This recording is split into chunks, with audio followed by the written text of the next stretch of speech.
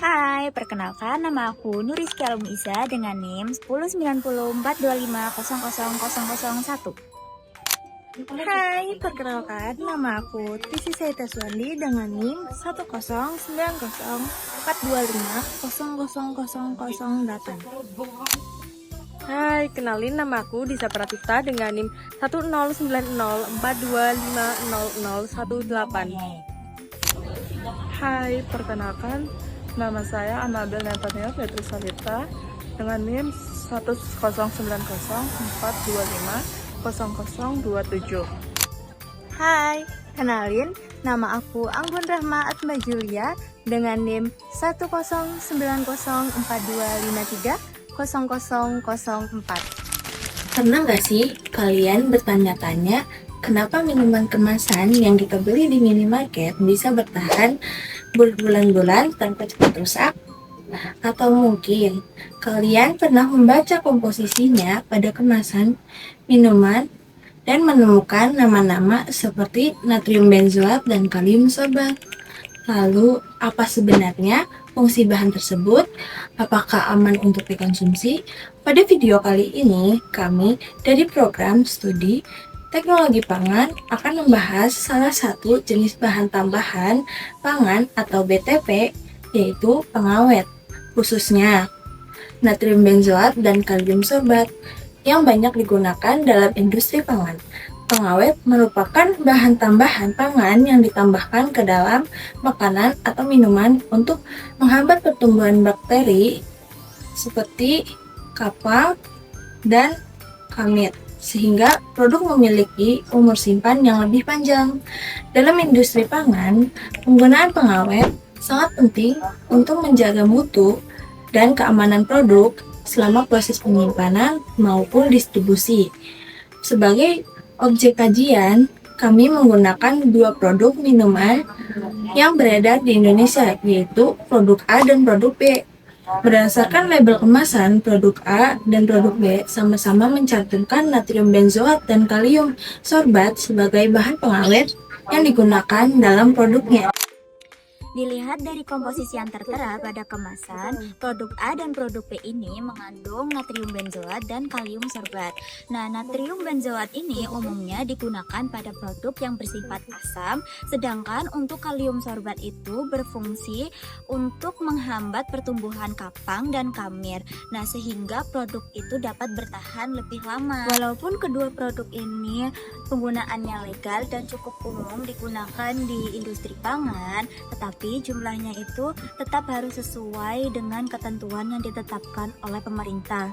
Soalnya, kalau penggunaannya terlalu berlebihan dapat menimbulkan masalah keamanan pangan maupun masalah lainnya. Contohnya itu pada kasus tahun 2025, itu produk basreng asal Indonesia pernah ditahan oleh otoritas Taiwan karena kadar asam benzoat yang digunakan itu tidak sesuai standar yang ditetapkan.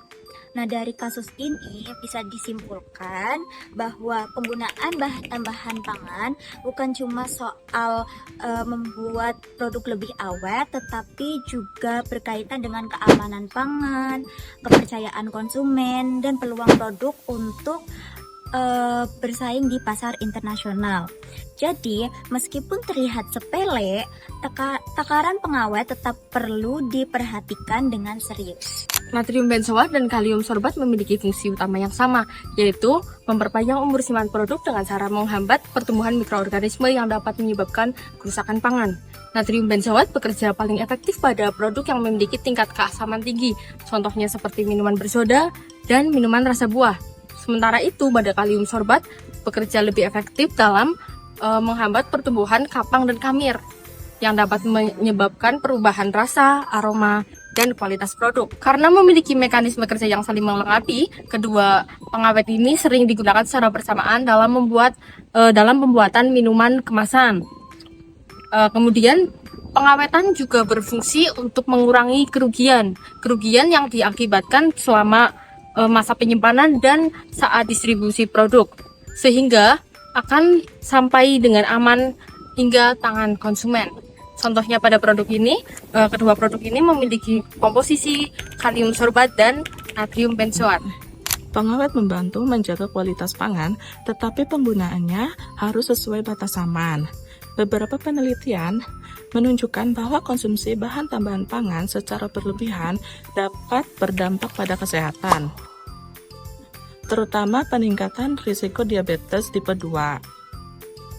Termasuk peningkatan risiko diabetes tipe 2 pada makanan ultraproses. Produk A dan produk B mengandung natrium benzoat dan kalium sorbat, namun kadarnya tidak dicantumkan pada label.